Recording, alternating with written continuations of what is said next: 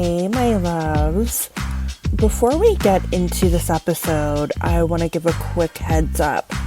This episode touches on topics like sexual assault, sex trafficking, and abuse, including experiences that happened during childhood.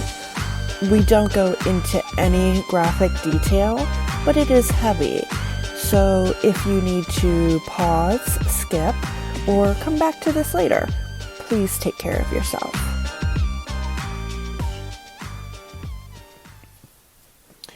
Before we dive into the main event, I have a few things to catch you up on because life has been doing the most lately.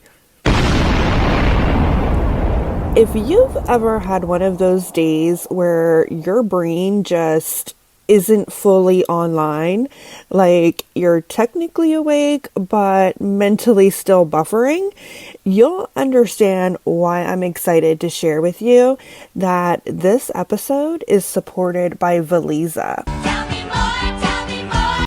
Valiza makes dopamine patches designed to support focus, mood, and mental clarity, which for me has been a necessity lately. And I will say, since I started using them, I've noticed I'm a lot more focused throughout the day. I'm not getting as mentally scattered, and I don't hit that same wall where my brain just completely checks out on me. It's not like I suddenly became a different person overnight, but things feel a lot more manageable, and I'll take that. Because I woke up the other morning, went about my day, opened my notes app later, and found a note that I had written to myself that said, "White and black dogs are square now." That's it. No explanation, no context, no memory of writing it. Just complete nonsense. And I sat there looking at it like, was I solving a philosophical problem? Was I trying to tell myself something? Was I okay? So if your brain ever just clocks out and leaves you alone with whatever mayhem is left behind, you might want to check these patches out. If you're interested, I've got a link in the show notes, and just so you know, if you grab anything through that link, it helps support the show, which means more to me than I can even put into words, which is probably a good thing since my brain says things like, white and black dogs are square now. That's not how it works. That's not how any of this works. All right. Now that we've addressed the fact that my brain occasionally writes cryptic messages and leaves me to Nancy Drew them, can we talk about you guys for a second? Because what is happening lately?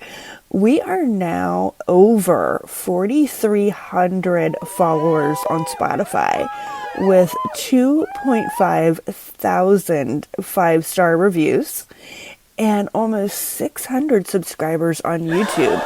Like, excuse me? Who gave you permission to go this hard for me? Because I appreciate it, but also I'm a little emotional about it. And I love seeing you guys interact in the private Facebook group too. Some of these comments totally unhinged in the best possible way. We were talking about creepy experiences the other day, and I shared a story from when I was a kid at a sleepover where we had made a homemade Ouija board because obviously we were making excellent life choices even back then. And we're all sitting there asking it dumb questions, like 8-year-olds do. And this thing that we were using as the planchette starts moving. And of course, we're all accusing each other of moving it. And we're like, okay, no one touch it. Everyone, our fingers hovered over this little plastic piece. And we watch it move from the letters B, O, X, C, and then we all slowly turn and look at the dog in the room, whose name was Boxcar, and his eyes rolled back in his head. I'm not kidding. We hightailed it out of there. We did not ask follow-up questions. We did not stay curious. We ran. And then someone else shared that they were playing with a Ouija board during a thunderstorm, and they asked a question, power goes out, and they stepped on the planchette and everyone heard it crack. And when the power came back on, the planchette was gone, but then the next day they found it back in the box in perfect condition. So yeah, if you needed a reminder today, we don't play with Ouija boards. We mind our damn business. And then on the complete opposite end of the spectrum, we got into petty reasons people have ghosted someone. And let me just say, you guys are my people. I shared that I once stopped talking to a guy because his favorite color was clear. And then there was the guy who was missing a finger, which, listen, I know how that sounds, but I got spooked, okay? I was young. I panicked. But my favorite, someone said that they ghosted a guy because he called their cat ugly. And honestly, that's just boundaries and self-respect. But here's the thing. As funny as all of that is, and as much as I love the wild hilarity in this community, sometimes we get into topics that are heavy and powerful.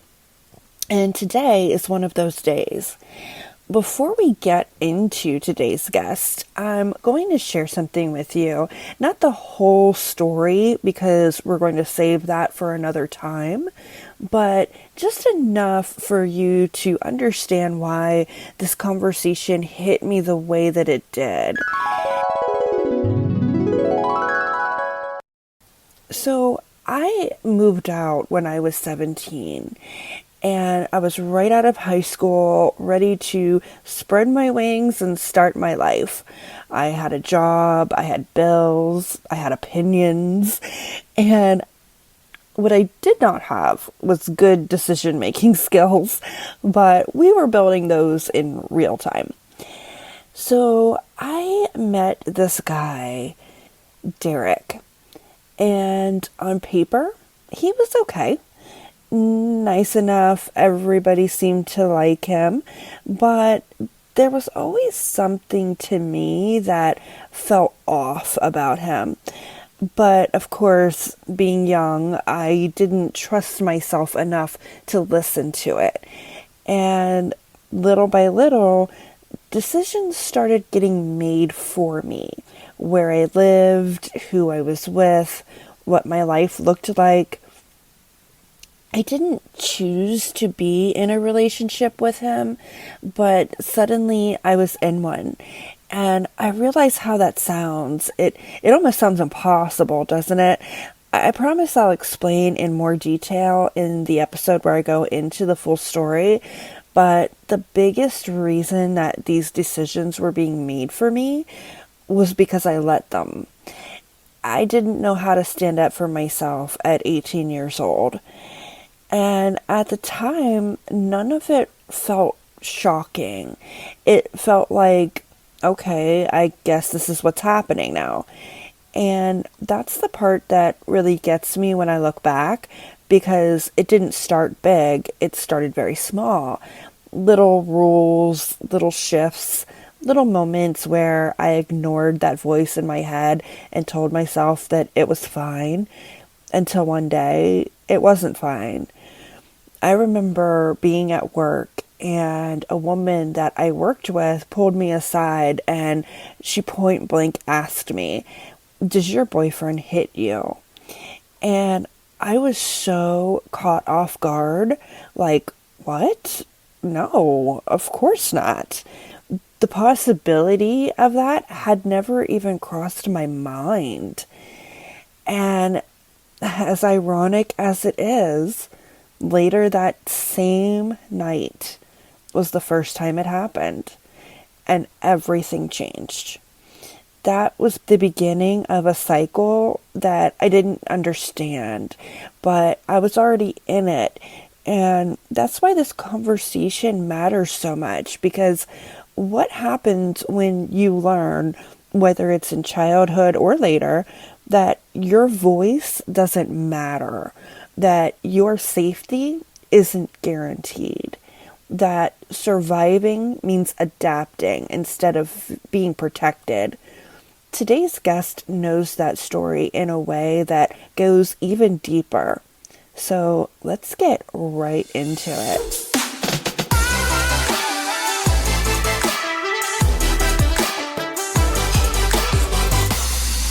All right, my loves, get your coffee, your favorite hoodie, and get comfy, because today's guest didn't just survive childhood trauma, she practically earned a frequent flyer card from the universe for unnecessary hardships nobody asked for. Stacy Schaffer is a children's therapist, an author, and a woman who somehow managed to take a childhood full of silence, survival mode, and adults who absolutely should have known better, and turn it into wisdom, connection, and a book that reads like a hug from someone who actually gets it. Her story starts with a 4-year-old trying to tell the truth to adults who were about as helpful as a broken umbrella in a hurricane.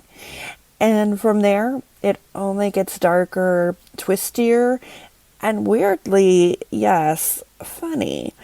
Because, of course, she copes the same way we do around here, with sarcasm, resilience, and jokes that toe the line between therapy and my therapist will be adjusting my treatment plan after this. She's been through the kind of trauma that makes you want to crawl into a cave. And she did, literally and metaphorically. But somehow she crawled back out, became a clinician, and wrote a book called With Love from a Children's Therapist. Part memoir, part manual for how to not emotionally damage the next generation, and part wow, I am learning and unlearning things I didn't even know were inside my brain. She's warm, she's wickedly funny, she's trauma informed as hell, and she brings so much heart to this conversation.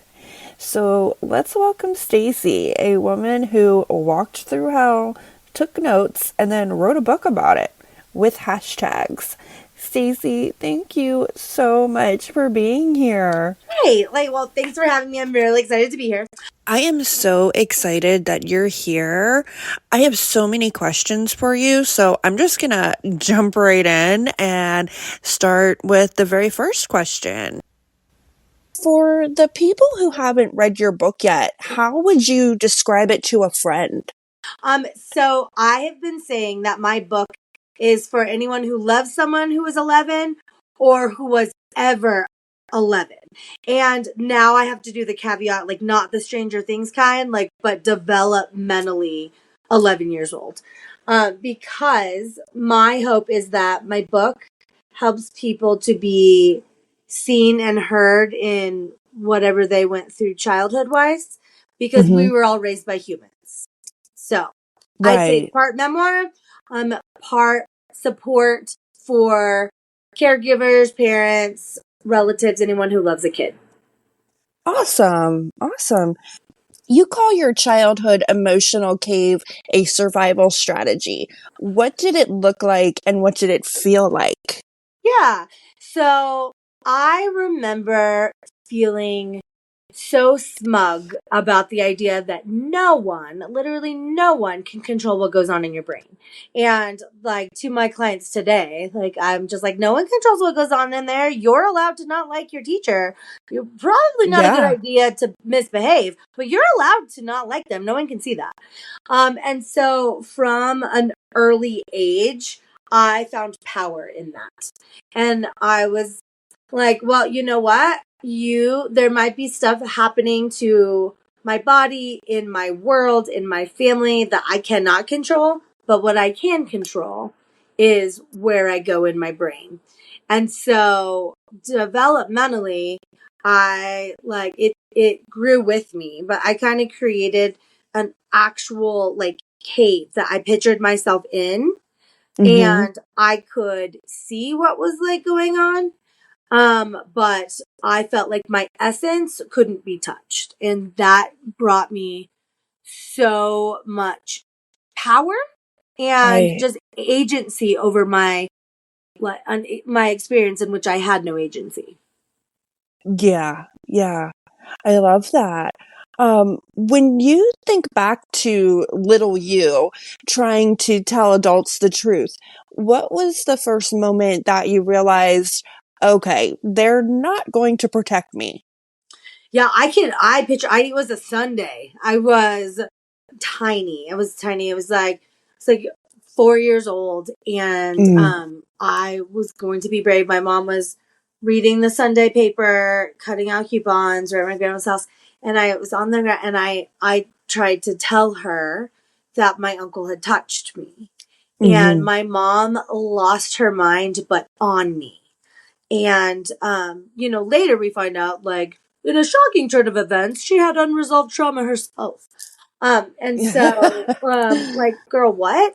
And so my mom Yeah. was going ballistic on me about making up stories. And if that's true, I can stand up in front of the entire family and tell them.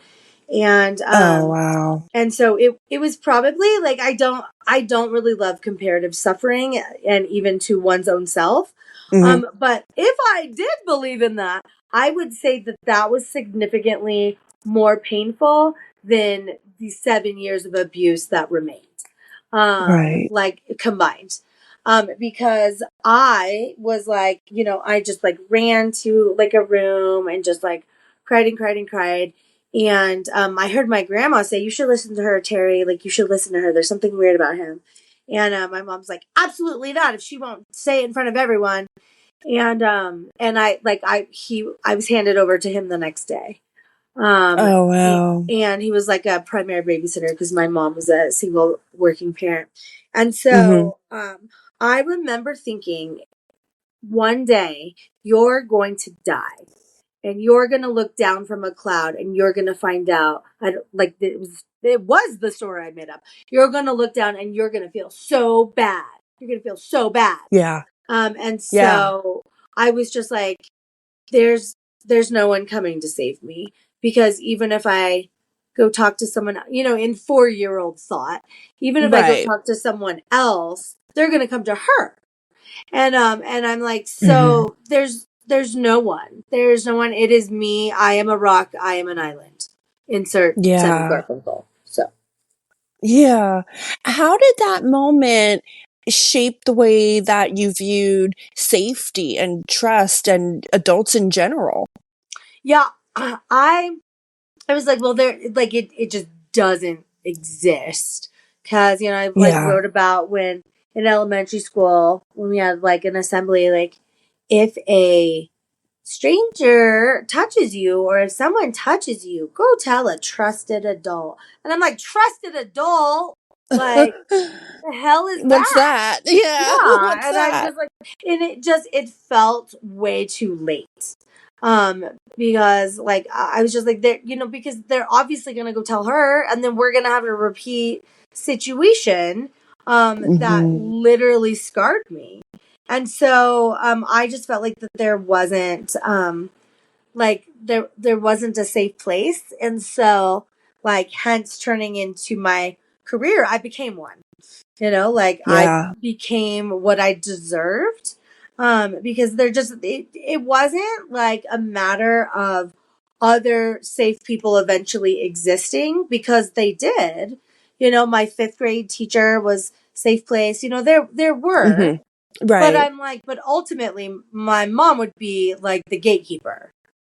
And like, if Sure. my gatekeeper is not trustworthy, then it doesn't matter. Mm-hmm. And so Mm-hmm. that's why it's important to me that, like, at home base, that people feel equipped to know how to support their kids the Right. best they can. Right. Yeah. Absolutely. I wanted to talk a little bit about the Utah residential facility that you were at. Obviously, we don't want to be like get into the trauma porn of it all, Yes, the gore, for the sure. details, but um, just sort of talking, like about the vibe, which from what I know of these places is somewhere between summer camp and a hostage situation. So, for you, like, you don't describe the details publicly, which totally I respect that. But can you talk about what that environment created inside you, like terror, numbness, survival instincts? Yeah. Well, I definitely wouldn't describe summer camp as like Yeah. part of that. I would say like a haunted house that's on fire. And so yeah, I think that and we're learning that it was a common practice in the 90s, because there were, as I would learn later, ads in Sunset magazine at the back that said like, hey, your kid needs some extra support, we'll help them. Well, we will actually come get your kid and we got you. And Mm. my mom, so after the trial with my uncle, my mom, she developed breast cancer. And so this family had not great luck, let me tell you. And Yeah. so I uh, like didn't really talk about anything that had happened. And my mom, and I need to believe that she had every good intention. There were questionable choices, and my mom ended up dying when I was 22, and so she went to her grave not knowing exactly what happened to me in Utah, but Wow. she paid $100 for four large men to come steal me from my bed in the middle of the night and take me to Mm. Utah in my pajamas. And so I have questions. I have questions. Yeah. And and I think now like how people like they tour schools before they have their kid go there, and I'm like, what were we doing there, Terry?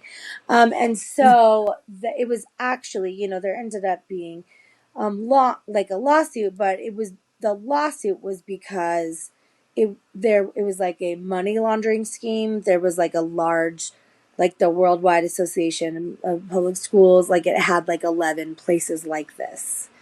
And Mm. so that night was the first night I was, 11 years old in my pajamas. That was the first night I was trafficked.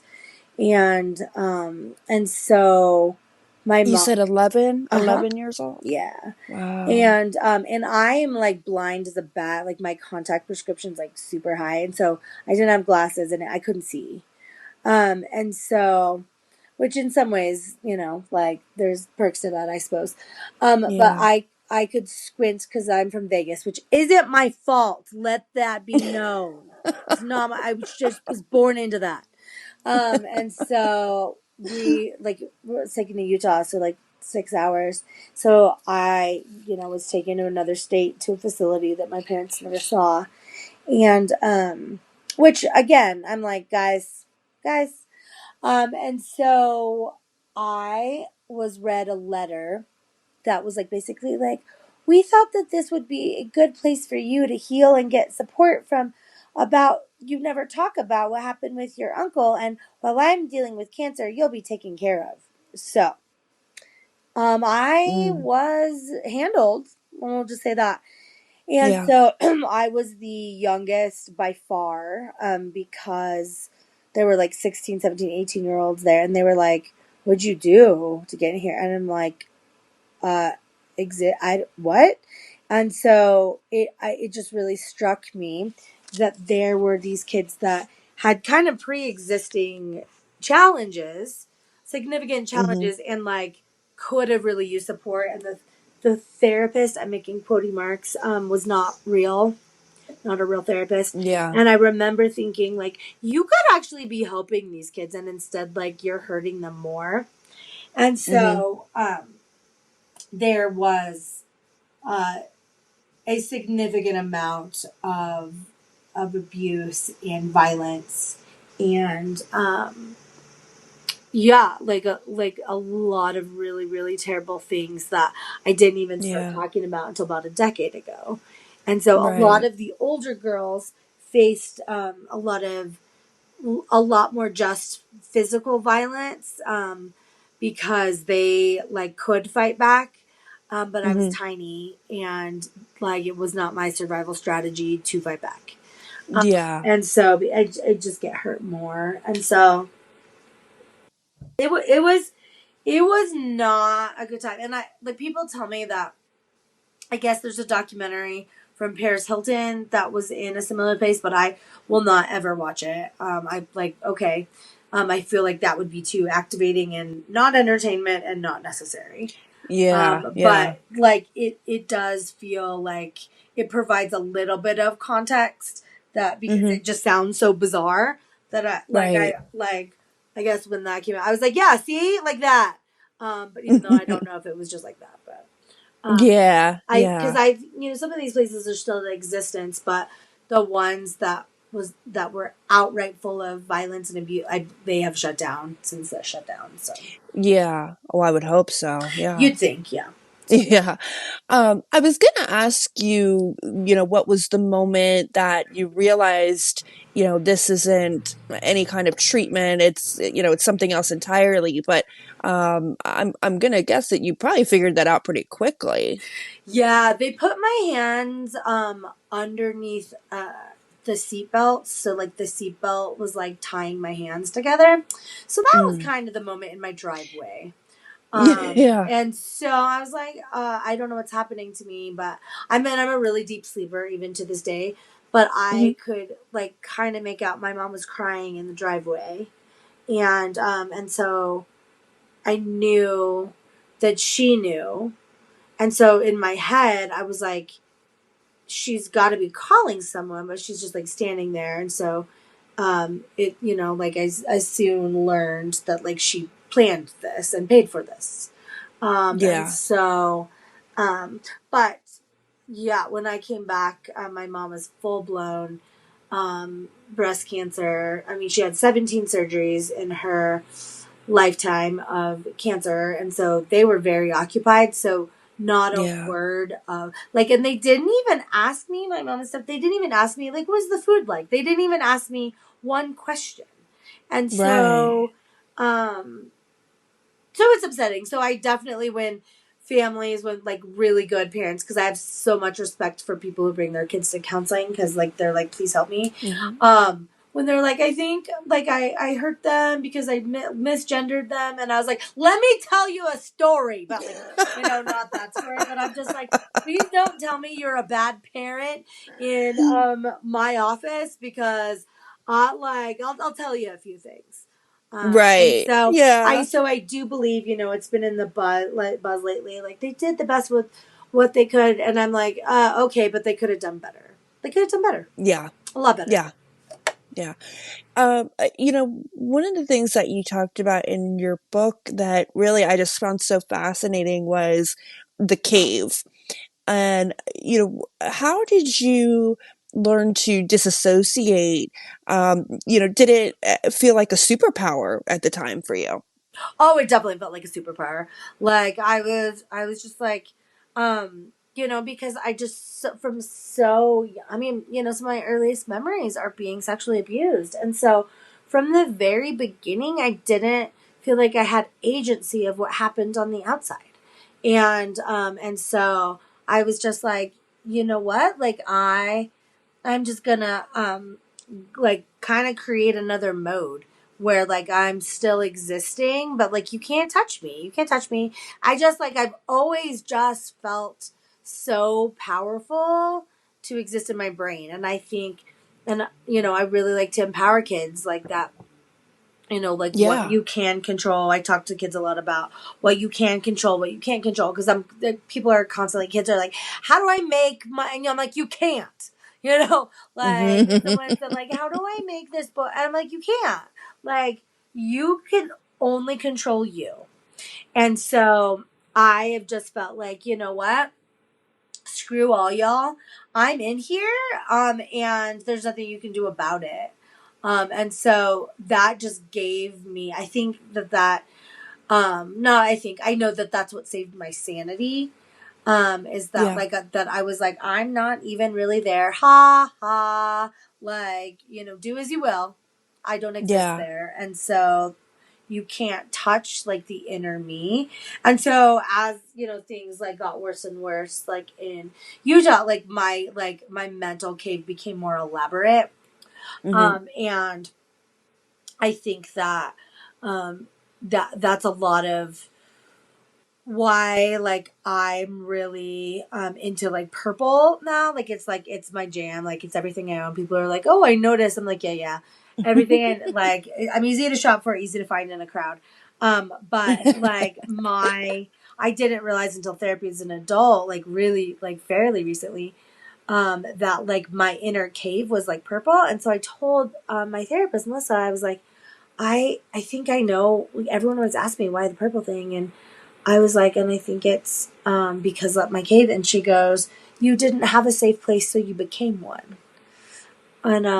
And I Yeah. was like, oh girl, here's your money. Like, there you go. You Yeah, I mean, earned that. the cave was basically like your emotional witness protection program. Like, Yes, I like that. yeah, Snapping, snap, yeah, snap. Yeah. yeah.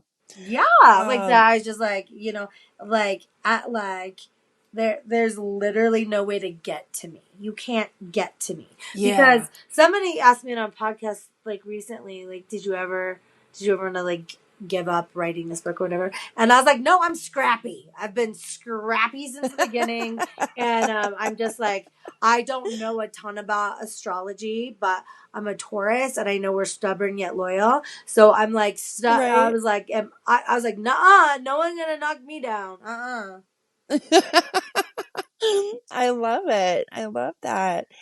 Um, you know, you mentioned that you decided to make your life perfect after escaping from there. What did that perfection look like, and what did it cost you? Yeah, so I remember the very exact moment, like when I returned home from Utah, which I think it was because insurance paid for the shit. Like when I think it was because insurance, or I don't really know. I got to go home, like I was there exactly 360 days, and Wow. so I remember the moment where I was at my front door, and I said to myself, "That was then. This is now. Life begins now." And so Right. I started. I was like, I'm just starting over. It's like a new life. It's like fine, and everything's fine. You know, like the little dog with the coffee cup in the fire. It's fine. It's fine. And so I was like, I am going to build a new foundation, and so I'm just not going to talk about anything that was like pre Utah.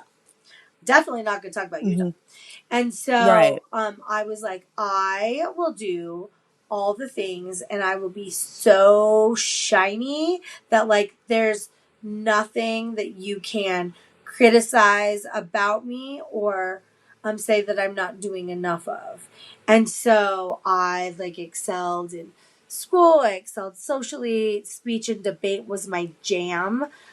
I like competed Nice. nationally and like from we got like was like voted most outgoing, like the things that I didn't like just didn't exist anymore, just shush. Mm. And Mm-hmm. so I um I became, I was like really addicted to achievement, really addicted, Yeah. because I did really well in speech and debate early, and so it became That's my, awesome. yeah, it became my identity, and like a safe place to exist as this new version of me that is Mm-hmm. never that actually didn't even have a childhood. Weird. I just showed up on the scene.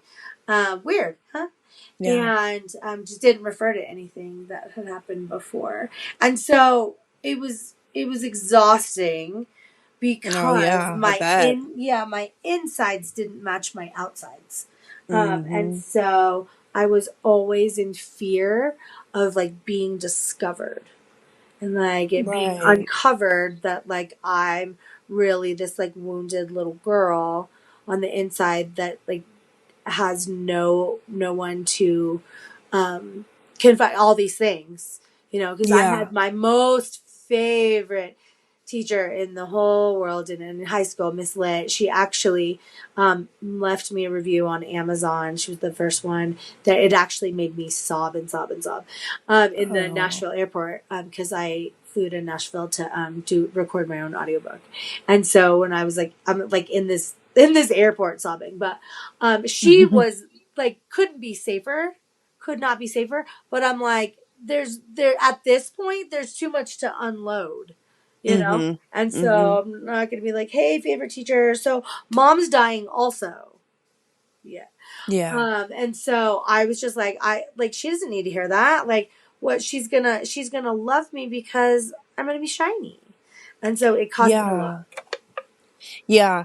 I, I like that's what I was kind of wondering too, was like, did anyone ever look at you during that polished and shiny period and have any idea what was underneath? Well, Miss Lit, like I did tell her because when I was 15, my stepdad sat me down and said that they had given my mom 6 months to live. And so, and which is like some of why when people get those kind of statements, like I don't always believe them because, I was 15, she didn't die till I was 22. So math is hard, but and so I talked to her about that. And of course in English class, I can't make this shit up. In English class, like literally the next day, I was like some kind of like modern lit AP or whatever. And they're Mhm. like literally writes on the board, our next segment is about death. We're starting with Edgar Allan Poe. And I was like, wow, yeah, my life is not a comedy. And so I did share with her. So I think that anything that she picked up from me was likely to be related to like, yeah, like she's an only child, her mom's dying, like that's Yeah. sad. And but her last line in the review on Amazon said, or one of the lines said, I wish I would have had this book to help Stacy when she was going through it. So much more Oh. eloquently than that. And I was like, oh, because like that, I mean, that's there's a lot. Like one doesn't sign up for that as a teacher, Yeah.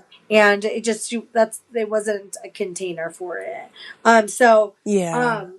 like a few people knew. I didn't really talk to a lot about because I'm a rock, I'm an island, right? But Hmm. anyone who knew like anything about what was going on with me would have associated it with that my mom was dying, which is valid because she was. Yeah. Yeah.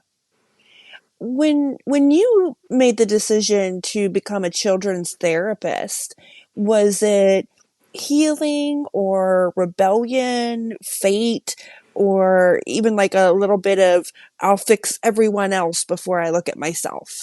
I mean, yes. Oh, I have to pick one.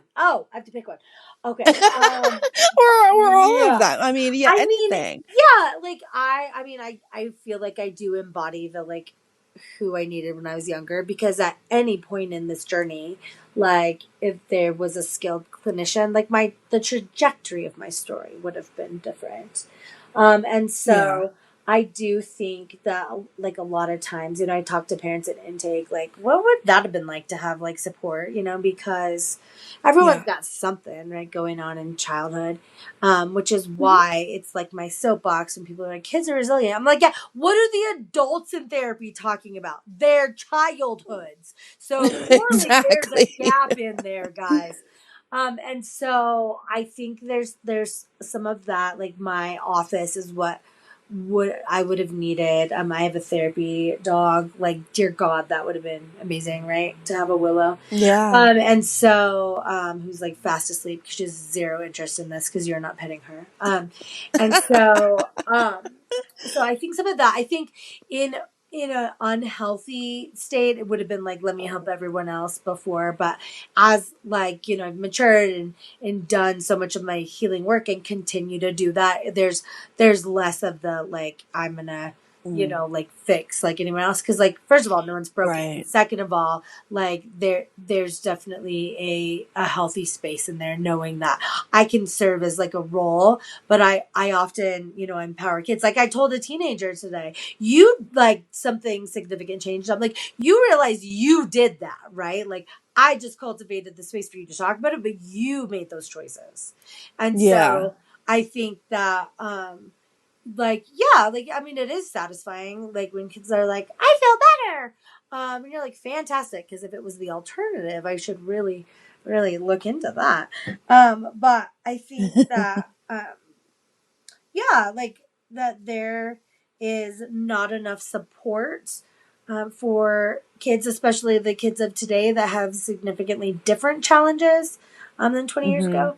And so I love being an agent of change in the hope to have less intense generational trauma because it's going to be hard as they're an adult because you've seen outside, it's rough out there, and Yeah. so they're going to be hard, and so there's no illusion that it's like it's going to be magical. But my hope is it's less hard and that they have more tools when they go out there.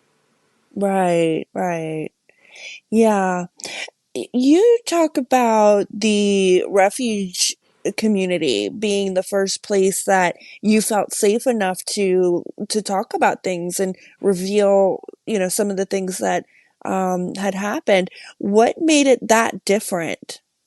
Yeah, so my refuge community, it's kind of like it's evolved over the years. It was sort of like it started as like kind of a church for people who didn't believe in church and who've been hurt by Hmm. church, and they're like, I think there's something out there, but I don't like whatever's represented, and so kind of started like that. And it's evolved into more of a community center. But like the Oh, okay. ethos of like the refuge is like to be real. Like nobody really like feels let me rephrase that because I don't know what everyone feels, but the ethos is that like authenticity is our jam. And so I like so many of my close friends within the community, it's just the environment cultivated that um I feel like I can say whatever I want, like the real story. Like masks are like just dumb. And Yeah. so it's like you enter in like how whatever you're experiencing. Like, my dog that died, Zoe, like suddenly, they like had a like a celebration of life for my dog, like a whole big event, made a Mm-hmm. slideshow, people are sobbing, people are honestly like just talking, like we're talking real, that are like, someone's like what did someone say? They said I was always intimidated by Stacy, but like Zoe made it a bridge so that like I could connect with her. Like people talk like that. And Yeah. so and I was like, oh, like that, that's interesting. But it's like people don't often speak that freely, but Hmm. like in that environment, like that's just how we talk. And Yeah. so I think that and it's really great, especially as we approach the holidays. We do a thing called Blue Christmas every year. It's a tradition, and there's like stations, and one of the stations you smash ornaments. You write Mm. on an ornament things that make you mad about the holidays, and you like get to throw the ornaments at the wall. It's I love I that. know.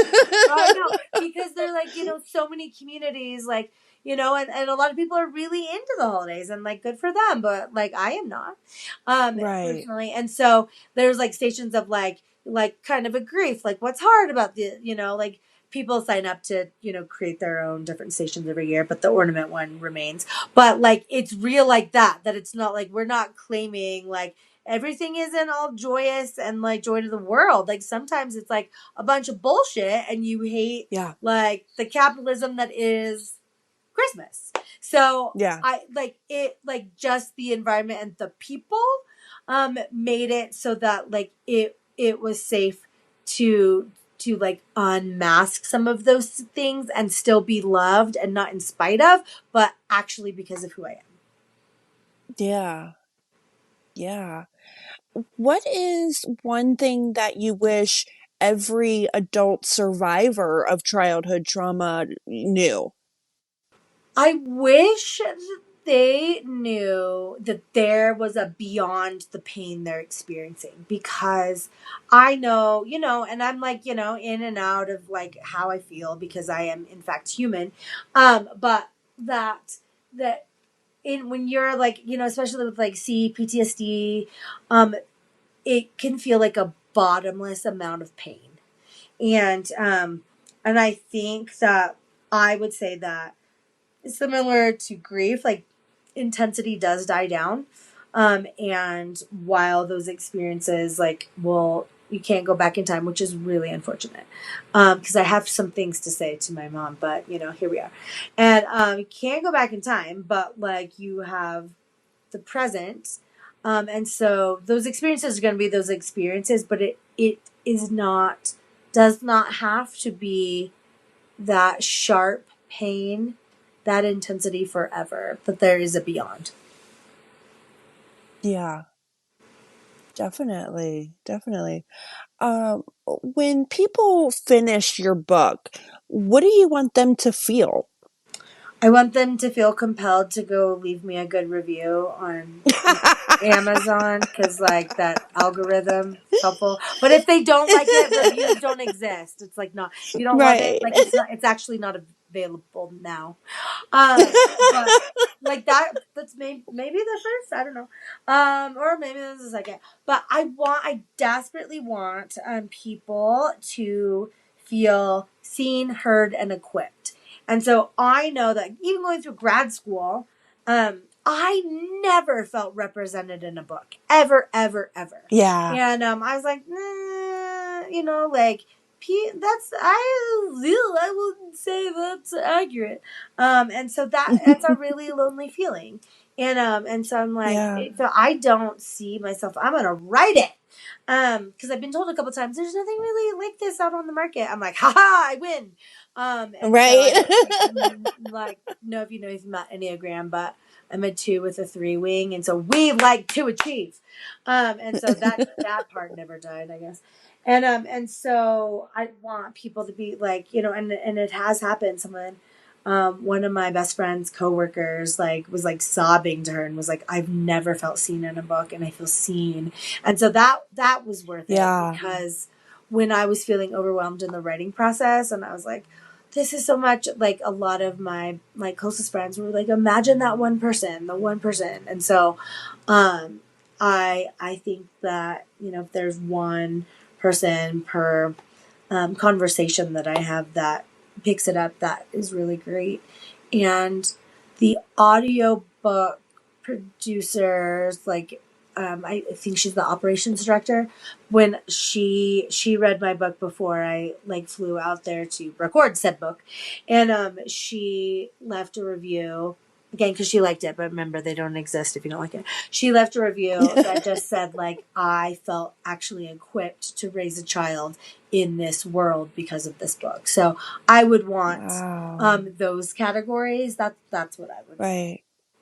Yeah. And that's really, that's really, really accurate. That's a great way to put it because I would say that as well, that as I was reading your book, I felt really seen and Hmm. understood. Aw. Um, and I just hadn't articulated that, in my head, but that's very accurate. Oh. Um, yeah. Well, what chapter or moment in the book was the hardest to write? Like in this journey, as I've been like talking about the book and my like book party, I think it's been really tricky, like the mother wound piece, Mm-hmm. because I specialize in grief, and so my mom died like when I was in college, and so I have kind of built a career and like a network like around like children's bereavement resources and grief, and so I've talked openly about my mom's grief for years and years and years. But Mm-hmm. I think in writing and then hearing myself talk, it has made me reflect on like, oh, there there were a lot of things that could have been a lot different, and that I'm not grieving just my mom's death. I'm grieving what I never had. And so Yeah. that has been pretty like, like painful to uncover, because that's a different kind of loss as well. It's also valid. But that's different than grieving my dog Zoe that died.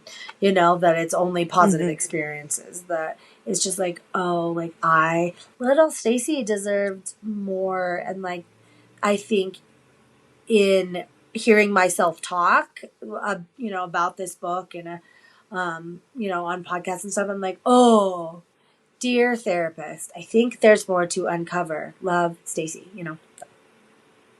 Yeah. Yeah. Just, I just have to ask you this out of curiosity. If childhood trauma was a product sold on Amazon, what would the 1-star review say? Ooh, I like this question. Oh, plot twist. Like So, mine might say like arrived early, damaged. I'm gonna send it back. I mean, I think I would say something like, even if you think a lot of times people open like packages and like their reviews are like, this product stinks. So I would say like, it is a really horrendous smell, and you're gonna need to work really, really hard to get rid of that scent from your nostrils. So good luck. Kisses, love, Stacy. Yeah. Now, if your inner child could leave like a Yelp review for the adults in your life, how many stars would you give them? Blink, blink, blink, blink. Like, there's not a way to have are negative stars a thing, or Right? no? Not a lot, friend. Not a lot. Like, I have a lot of Yeah. slime in my office, and so I have kids do like 1 through 10, and when they open a slime, like the rating, and I'm like, I don't even think it would get a slime rating. Like, yeah, not great. I also like want to give the caveat that the 80s and 90s, we have less resources than we do now. And Sure. so Yeah. I I I don't know if my mom were alive today, if she would take the opportunity, because she hasn't evolved with me. Like Hmm. she just, like, it was 11 days after her 49th birthday. And so I think that for the time, they were still bad, but it could have been different had they had better resources. But it wasn't. So Right. Right. Right. What's the most like chaotic or just unhinged coping mechanism you've retired? I learned that I grind my teeth in my sleep. And like, I learned that because I thought I had cavities. And, if you've read my book, like, that's like the ultimate sin, because my mom was a dental hygienist and teeth were really important. And so I don't know if you've Right. read it yet, but hashtag teeth, that chapter. And so yeah, I went to the dentist, and they're like, yeah, you have no cavities, but you broke 3 teeth in your sleep. And they're like, has there Wow. been stress in your life? I'm like, listen. So like, long do you have? And so I broke and I was like, but I sleep with mouth guard, and they're like, you broke through the mouth guard. And so Oh they're my like, well, I goodness. know. They're like, we'll make you an industrial strength one. So I still sleep with it, but my jaw does not hurt in the morning anymore. And so I think even though I don't have conscious memory of it, because that's what happens when you sleep, you're not aware. I think that I have done enough during the day and done so much of my own work that I'm carrying less of that to bed. Yeah. Yeah. So, what does healing look like for you today? Not perfect, not polished, just the real version. I mean, I always like tell my clients, like, yeah, like what did my kids say? Like, they were sad to leave today, and I was like, I get it. Like, I was sad to leave your grand therapist today too. And they're like, you got, and I'm like, yeah, the world's hard. Like, what, girl? And you have a great grand therapist. And so I think, like, continuing to put my own butt in the chair, Yeah. and showing up and, like, having those conversations, and still, like, needing and deserving my own support, I think is pretty Right. crucial. And I kickbox on a regular basis, so I punch bags so I don't punch people. Nice. And so, just really, you're all welcome. You're all welcome for that. And so I think really, really making sure that I am taking care of me, because it's not glamorous anymore. Like, I think new clinicians are like, I want to work till burnout and look how hard, and I'm like, it's not glamorous anymore. Like, um, Yeah. it's healing and maturity to take care of yourself before you think you can help anyone else. Right. Very true. Very true.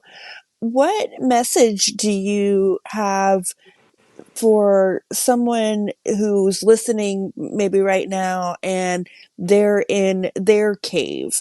What would you tell them, that they could walk away with? I would say that even if you feel like there's, like, nobody who would get you, no one who'd be able to support your healing journey, there are people. There's so many humans in the world. And I would say that, like, I believe that everyone has their people. Like, you just have to do some work to find them. And that, like, you are seen, you are understood, even if nobody knows what's going on. Like I can say that there are people who get you. You might not have met them, but there are people who get you. Yeah. Yeah, I like that because that's actually really true, and it's something that unfortunately you don't always realize until later in life. Sure. Yeah. Yeah. Yeah. Well, Stacy, something I like to do with my guests that is just for fun, but it's a segment we call Childhood Confessions. And it's just some thing where we tell a light little story from our childhoods. It could be anything: funny, weird, embarrassing, chaotic, illegal, anything at all. What is something from your childhood? Yeah, so definitely, like, scanning through the files for this one. But as aforementioned, I am from Las Vegas. Again, disclaimer, not my fault. And so my mom was really, really, really into sunflower seeds, and so, like, would, like, fill up a whole big cup with the shells. And Uh-huh. I remember going to a buffet in Las Vegas and seeing like a big old thing at the salad bar with sunflower seeds without the shells. Yeah, yeah. And I was like, whose job is it to eat all those sunflower seeds and spit them out into a cup? And I don't want that job when I'm older. I really don't want that job. Yeah. Oh my God. Yeah. So, and apparently that's just in case you're curious, that's not a job. That's, Right. yeah. But I was like mortified. Like I was like, oh my God. Like I just like pictured Yeah. like a worker, like Yeah. very carefully patooing the seeds out in a cup one by one. Apparently that's not accurate. No, I never would have thought that that would be a real job. Yeah. That's It, hilarious. yeah. So there's that from the files of like Vegas kids. Yeah, I love that. I just love that. Stupid little story from when I was a kid. I was actually probably about 14, I think, at this time, so a teenager. But I was at my best friend's house at the time, and she loved to put on like fake nails, the kind that you would buy from like Dollar General or something, and Oh yeah. you'd get like the glue separate, and then you'd put the fake nails on. And so she's sitting on her bed doing her nails, and she asks me to hold the little bottle of glue for her for a second. So I'm holding it and I'm standing there just talking to her. I don't even remember what about, but the fumes from the glue, because the cap was off, just kind of got to my, started making my eyes water. And so, you know how like if your eyes were watering and you just kind of instinctively put like your hands up to your eyes, like kind of the side of your palm, just to kind of like, you know, close your eyes halfway, but to like so that the fumes don't get in. Mm-hmm. And so when I did that, I did it so instinctively that I didn't even think to put the glue down before I did it. So it's in my hand, and when I put my hand up to my eye, the bottle tipped and glue went all over my eye, and I glued my eyes No. shut. Oh my God. Oh. That's a terrible story. it 0 out of 10. Oh gosh. is. And I looked horrible. I looked ridiculous. And I could not get my eye open. And so, but finally, eventually, of course I did, but I had no eyelashes on that eye That's after when I finally horrible. got my eye open. Oh, that's bad news bears. Yeah. Oh, the things we do when we're young, you Yeah, know? right? But Stacey, it has been an absolute pleasure speaking with you, and I just loved reading your book and hearing all the different things that you have been through, and like you were saying earlier, that someone said that they felt like they could raise a child after reading your book. I really like that a lot, because like there's a book that a lot of people are familiar with called like What to Expect When You're Expecting. Mm-hmm. And when I was pregnant with my son, I read that book. I had it, I would always be looking at it every, different milestone. And I realized, like, and I had never known this, but they make other books too that are like, for the first year, like your baby's first year and the toddler years and stuff like that. And,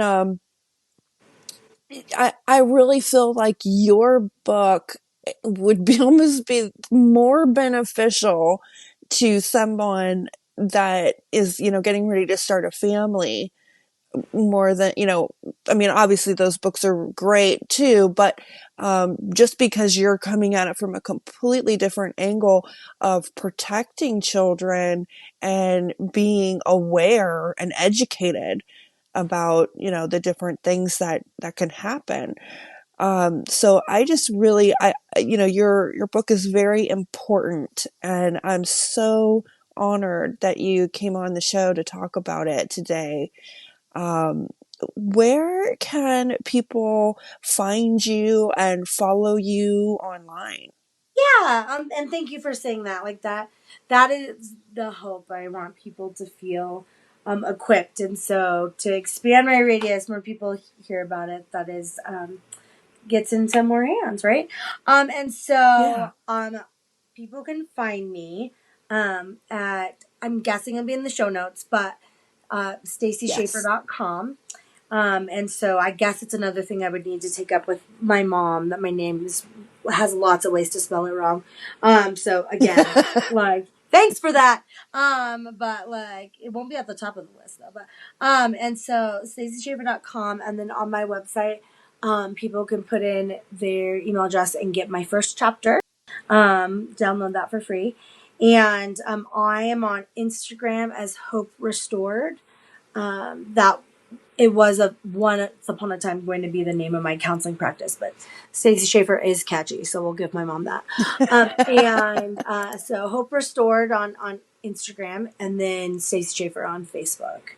But my Instagram is where I'm like posting a lot of things. So Hope Restored. Awesome. Awesome. Yeah. And I will make sure all of that info is available on my website as well. And, my social media pages too, so that everybody can get to you easily. Yay! So yeah. Fantastic. Awesome. Well, this was really, really fun. And I know it's some heavy topics, but you are just a joy to talk to. Oh, And, thank you.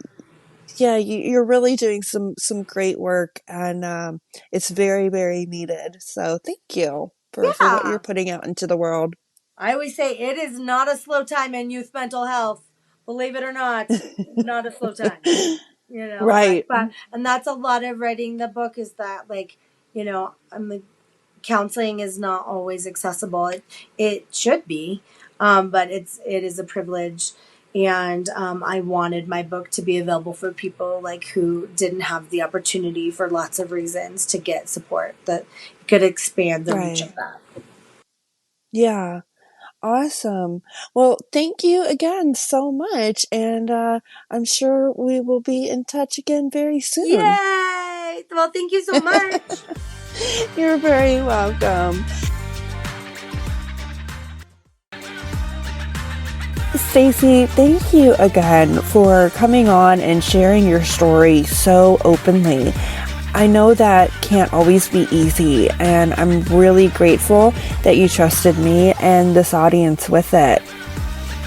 If Stacy's story resonated with you, don't forget to follow the show on Spotify, subscribe on YouTube, and if you're feeling extra generous, leave a 5-star review on Apple Podcasts.